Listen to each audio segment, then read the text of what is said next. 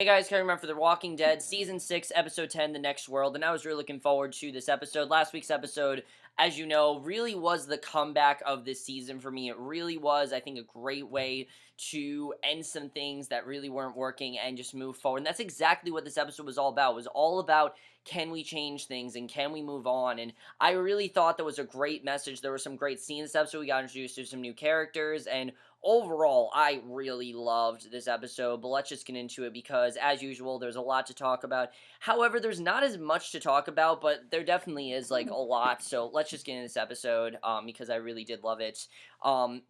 So we see that Rick cuts holes in a belt as rock music plays in the background. It's a very strange opening. Everything's sort of happy. I mean, we see a photo of Carl with an eye patch that's on a dresser. Michonne walks in fresh out of the shower. She calls for Carl. He reveals he's out of toothpaste. He's wearing a patch over his eye. Rick picks up Judith and heads out. Michonne tells him to be careful. They high-five. She requests spearmint gum and baking soda, and everything just seems great. It really seems like they're on top of the world, that they're pretty much running Alexandria. They've now made it better, and I forgot to say last week, I like that they're staying in Alexandria. They're not going to another location. They're trying to restore Alexandria. It seems like a lot of time has passed, and it seems like they have, and I like seeing that. It really seems like Rick and Michonne are really, the new leaders of Alexandria, the two of them.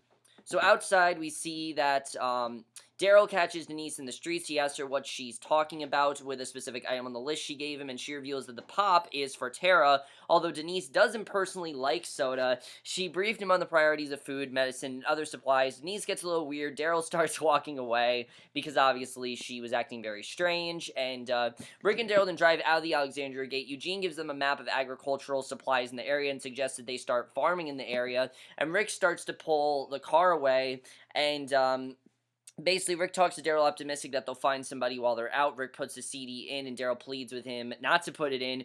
Rick starts snapping to some blues music. Daryl can't stand it, and I don't know, this was just fun. I mean, we haven't seen The Walking Dead this fun in a while. It was actually kind of strange that we saw this fun, and I really like the way they did this. Honestly, it was time for them to move on and just have some fun for a change, because usually the show's so dark, and just seeing these characters happy was very strange, but it makes sense. They've been through so much. We didn't need to see all that grief. It was good that we had this time jump. And I don't know how long this time jump was. I'm assuming it was only like a couple of weeks, but just seeing them, happy was really cool. I really like seeing it. I don't know. There was just something very strange about it, but it worked really, really well, and I like seeing that. So basically, Michonne watches the outsides of Alexandria from atop the walls. She notices someone walking into the woods with a shovel on their back and starts to follow, and basically, she doesn't know who it is, but she wants to help out, and this is something I liked about the episode. Everyone really did have their own thing to do. Nobody was really, I think, underutilized. Everyone really had something to do, and I like seeing that, just like last week. And then we see that Maggie approaches Enid, who's sitting on a bench writing, and Maggie asks Enid where she's been while everyone's been working to get the safe zone back together, because we pretty much figure that now Maggie and Glenn are back together, that they're now back together. Glenn's returned. Enid's kind of been in the woods. She really hasn't felt like she's a part of it. Well, it makes sense, because if you remember, she left Alexandria, and now it seems like she's not really part of it, and Enid tries to dodge the conversation by saying she's been nowhere. Maggie offers her the chance to come talk, because she can tell that there's something going on with her. She just doesn't really know what it is, and I think Enid is just feeling very out of place. She's not really feeling she's a part of this group. She hasn't faced what they have. She hasn't been through everything that they've gone through. It makes sense why, things are not going as well for them as they should. That definitely does make sense to me. So basically, Rick stops a stop sign, runs a stop sign, fires through an intersection, but backs up after noticing the sorghum farm at the right turn. They cautiously open the garage door in the farm and find a truck inside, which they also open cautiously. It's loaded with supplies. They look inside and plan their trip back to Alexandria, because this is simply just a supply run. That's really why they're there. And on the way back, they pass a gas station, attempt to scavenge it. Daryl asks for Rick's help flipping a vending machine, but the two can't do it. Daryl chains to the truck to flip it over, reveals its front side, and a man in a beanie hat and bandana covering his face slams into Rick, and basically Rick and Daryl draw their guns. And we have to remember that even though things are good in Alexandria, they still can't trust new people. I mean, that's just the way it goes. They'll always be cautious of trusting people. You just have to be in this world, and I like the way this was done. And, because Rick does not want to kill him right away. He doesn't want to kill him. He wants to ask some questions, and I like seeing that. You really do see that Rick is trying to turn things around. I like seeing that here. The man asks them to take it easy. He says he was running from the dead. Rick lowers his weapon, thanks the man for letting them know, and I like that he straight out told them, look, I mean no harm. I was just simply running from them. So Daryl eventually does too. The man asks if they have a camp, but they tell him that they don't. The man tells them the same. Rick introduces himself and Daryl and says his name is Paul Ruvio, but his friends call him Jesus. Not Jesus, Jesus, which is very interesting. So Rick wants to ask his standard three questions, how many walkers have you killed, how many people have you killed, and things like that. And then, why are you, what do you, those three questions that he always does. But Jesus runs off. He doesn't want to hear these three questions for whatever reason. I don't know why, but he's not interested. And I like seeing a character that's kind of, not a bad guy. He's not a bad guy at all. It's very interesting. Rick tells Daryl that the man was clean. There's more to him than they thought. Gunshots ring out from behind the gas station. Daryl and Rick run over them. They find it is actually fireworks in a trash can. Rick realizes that Jesus swiped his keys. They run back around, front to find their truckload of supplies, driving away. And again, it's kind of a funny scene, but we know that Jesus they definitely can't trust, and basically, literally their supplies is just driving away, and we don't know why, but it's driving away. And something else I really love about this episode is that you guys know that I've been complaining that we haven't really seen a lot of Spencer. We know that we had that one episode with Spencer with with what happened with now I can't even remember her name. What's her name? I can't remember. Deanna. With Deanna, that scene with Spencer and Deanna, where it seemed like that she was gonna die and everything. Of course, we know that Deanna did die, but we haven't seen him since then. So it was cool to see Spencer again this episode. Finally, we get to see him after a time jump, and I like that we saw that. That was definitely very well handled. The way they did that, I really did love. Spencer tries to practice putting down walkers, but he's very hesitant, knowing that one of them is probably his mother. He knows that, and obviously he doesn't really want to, obviously, kill his mother. He doesn't think that's a good idea, and Michonne bails him out. He questions her confidence in him. He tells her he goes out, walks after his shifts, and she's the first to notice. And I like the scenes between Spencer and Michonne. They haven't had a ton of interaction. I thought this was really well done the way they did this. She asks about the shovel, and Spencer wants to continue his walk. Michonne tells him that his mom told her that she needed to figure out what she wants, and right now she wants to figure out why he's walking around with a shovel, because obviously there has to be a reason why, and she doesn't really know why. So Carl and Enid walk around some pleasantly lit woods as optimistic music accompanies the scene, similar to that of Morgan's common theme song, which we did not see Morgan or Carol in this episode. Very interesting, we did not see them. Enid finds a note on the ground, but it's wet, and she can't read it, but she says it signifies that they're not alone, and I like seeing these two somewhat together. Even though Carl has lost an eye, he's still optimistic, and they still seem to be somewhat together. I don't know if they're a couple, but they seem to at least, still stay together, and I like seeing that.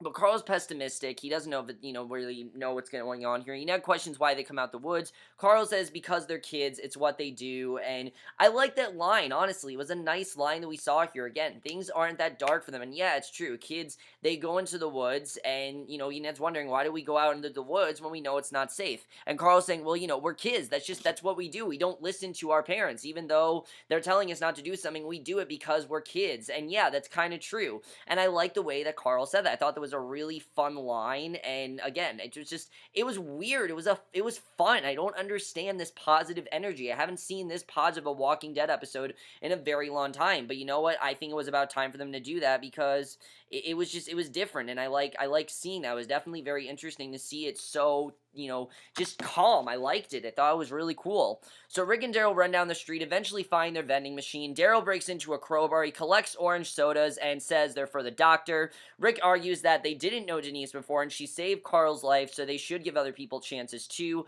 Just not this guy. This is not someone that they need to trust, because he just took their van. Obviously, he's not someone that they can trust, and I like that he talked about how, he didn't really trust Denise, but now he knows that he can trust them. And I like that he's saying, look, we can give other people chances. They just can't trust this guy. They know that's, Jesus is just very sketchy. They obviously can't trust him right now. Now, if he has an ulterior motive, we don't know. But it seems like they really, don't really know what to do. They really can't trust him. So Carl sits in the woods with Enid, and the comic book he was reading, interestingly enough, was actually Robert Kirkman's comic book, Invincible, which is one of the few things Robert Kirkman's done that does not seem to be getting a screen adaptation, but maybe after this episode it might. I mean, there's been featured before, but I saw on comicbook.com that that was what it was, so that's really interesting.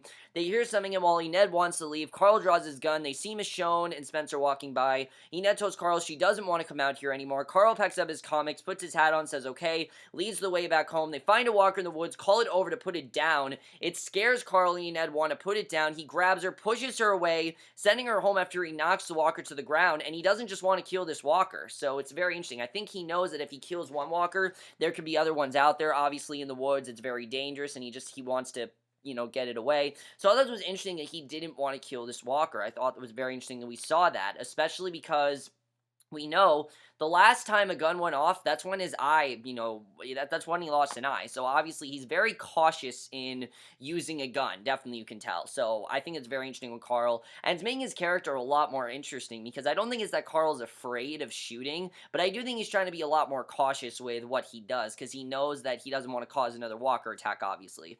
So Rick and Daryl continue their run, this time having found some tire tracks, and in the near distance they see Jesus with their truck. They approach him. Rick grabs him from behind, says, hold still, maybe we won't hurt you. Jesus fights them both off, but they draw their guns and corner him. He calmly questions whether or not they have bullets, and they simultaneously shoot down a nearby walker. He insists that they know that he's not a bad guy. Rick asks what he knows about them. Rick demands the keys, and a few moments later, he's tying up Jesus, leaving behind as he and Daryl get in the truck and just drive away, and, he doesn't know really what's going on there. They just know that, he's saying he's not a bad guy, but Rick doesn't believe it. He's thinking that this kid is just full of bullshit and that he simply is just trying to steal their vehicle. So obviously there's something wrong going on there. But you can tell he has some sort of ulterior motive, but Rick's not really concerned about that right now. He knows that this kid tried to steal their vehicle. He's not concerned about that. And basically, he doesn't care what his ulterior motive is right now because obviously he tried to, what happened there.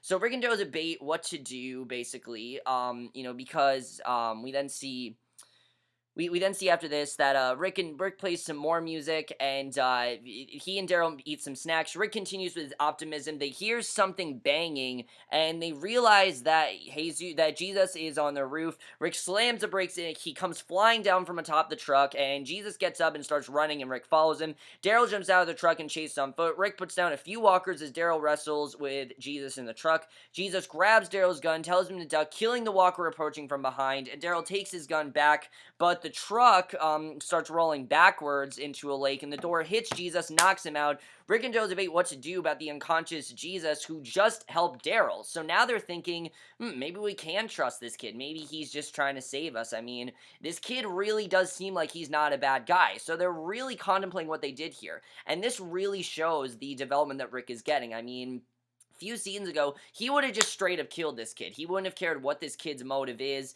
But now that Rick is realizing that he can restore Alexandria and he has that, confidence and optimism in him, he's kind of keeping his options open. He's thinking, maybe I can use this kid, get him in my group, and maybe he actually is going to help us. He's not really sure what to do here. So I like that Rick didn't just straight up kill him. Now, if this kid is bad, that's going to be really a bad thing on Rick's part, but Rick really doesn't know right now. So I like that Rick wasn't just quick to kill. That's something that we haven't really seen from Rick before in a while, and I like seeing that. So Spencer and Michonne continue their walk. They talk about home and Deanna, and Spencer insists that before he can think about starting the new life, he needs to take care of something, and Michonne wants to help, but he insists that she can't. She can't really do anything, and Michonne hears Carl running through the woods with a walker chasing him. She sees it, realizes that it is none other than Deanna. Now, I know some people are going to think, well, how is Deanna a walker? Because she offed herself. If you remember, she didn't kill herself. She didn't shoot herself. She sacrificed herself to the walkers.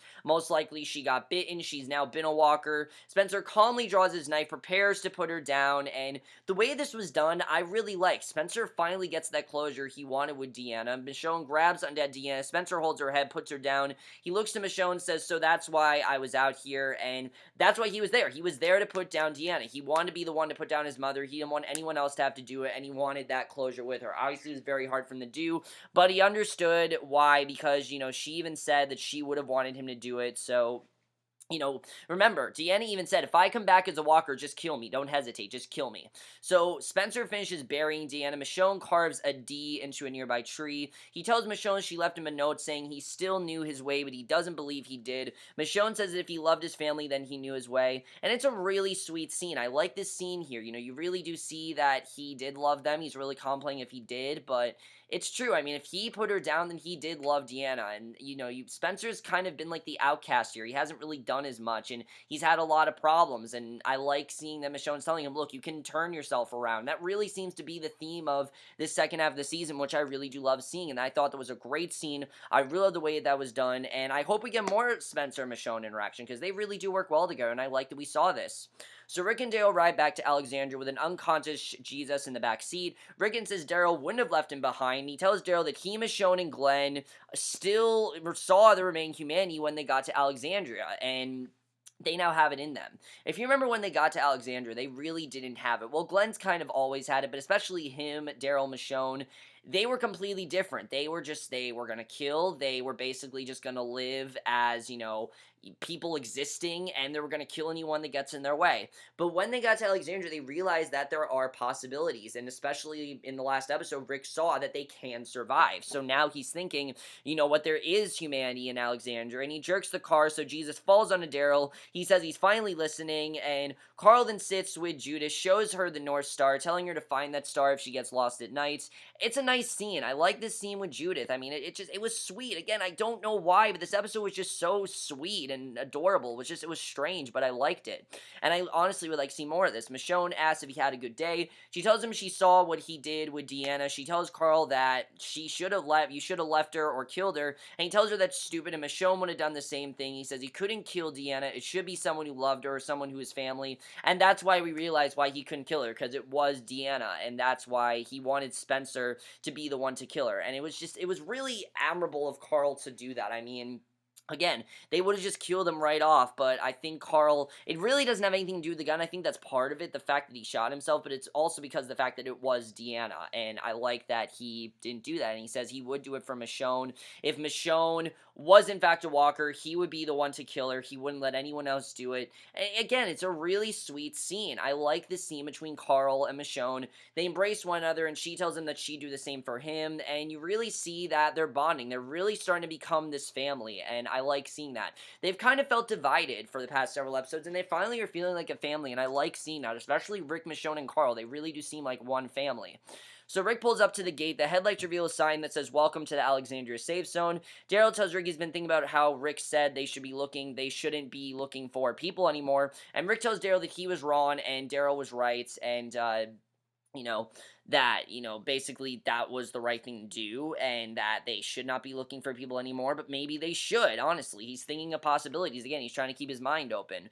And remember, Daryl didn't really wanted to bring more people in, but Rick didn't want to, so I think that's very interesting. We saw that, and we are seeing that finally this conflict is coming to a head. If you remember in the first half of the season, Daryl said, hey, let's bring some more people in, but Rick didn't want to, and I like seeing that. I like that this conflict is it's a very small, this conflict that seemed like it was me something huge, like a power struggle, suddenly isn't that big of a deal anymore, because Rick is just more optimistic about things, and it doesn't really matter to him as much because things are going well for him. So inside, they carry Jesus into the infirmary. Denise asks who he is. They insist that she hurry because he's heavy.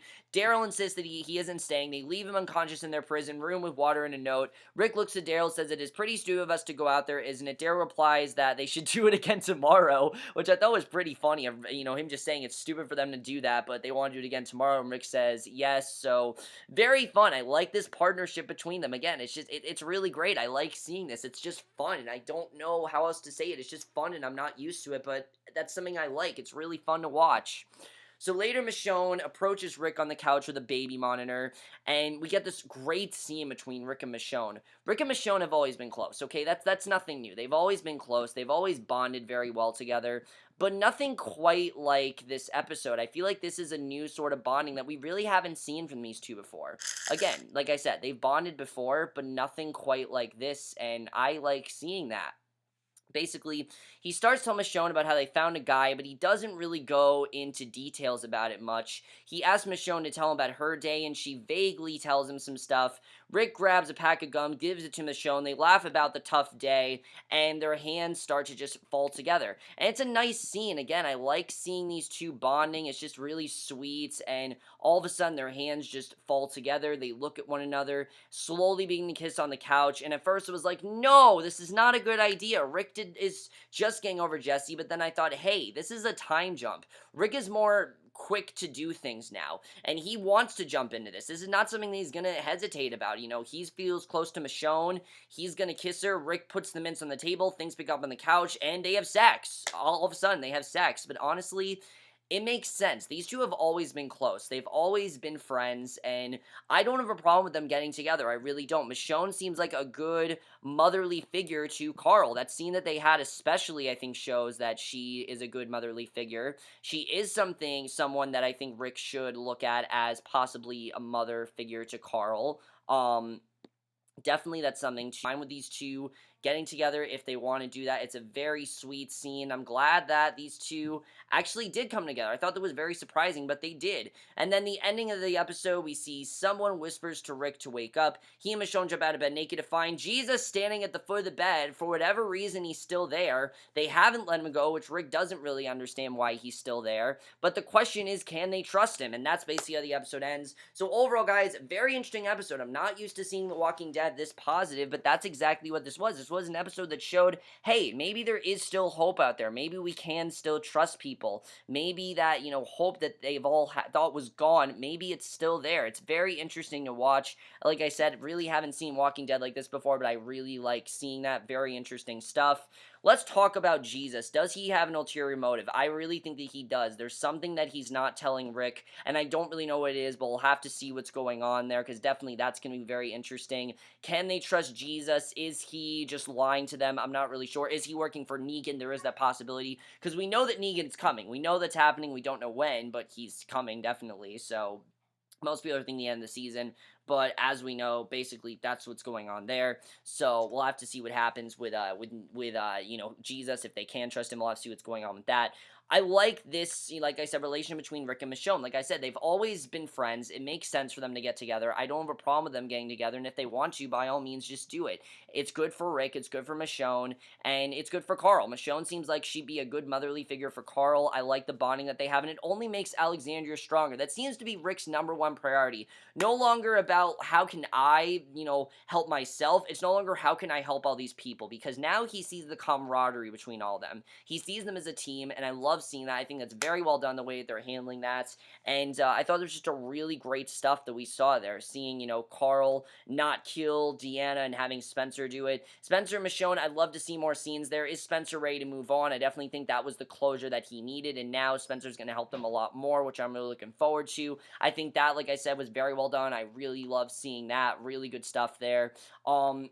And then as far as this whole situation with Carl and Ned, I like the way that that's going on. I like, the bonding between these two, definitely. I hope that they do get together. And then Rick and Daryl, I love this partnership. I really do. It feels like something that we've been missing, but it's really fun to see this this mission that they went on. It was actually really fun, and again, it felt weird, but I really like seeing that. I definitely, things are going to get worse, but it's good to see things kind of changing, and maybe it shows that maybe they will be able to take on Negan. I'm not really sure, but like I said, Daryl is definitely going to regret what he did last episode, but I think this episode gives us hope that maybe they can take on Negan. Maybe Negan is going to be powerful, but maybe if they unite, they can take him on. I think this episode really did show that, and I really love this episode because of that. But overall, guys, let me know what you guys saw this episode. I love this episode. I mean, just very different for The Walking Dead. Probably the most positive episode I've seen in The Walking Dead besides Remember. That episode was really great as well. But just seeing the progression from them going to Alexandria, then all of a sudden they're here, it feels like completely different, and I really do like this new atmosphere that they have.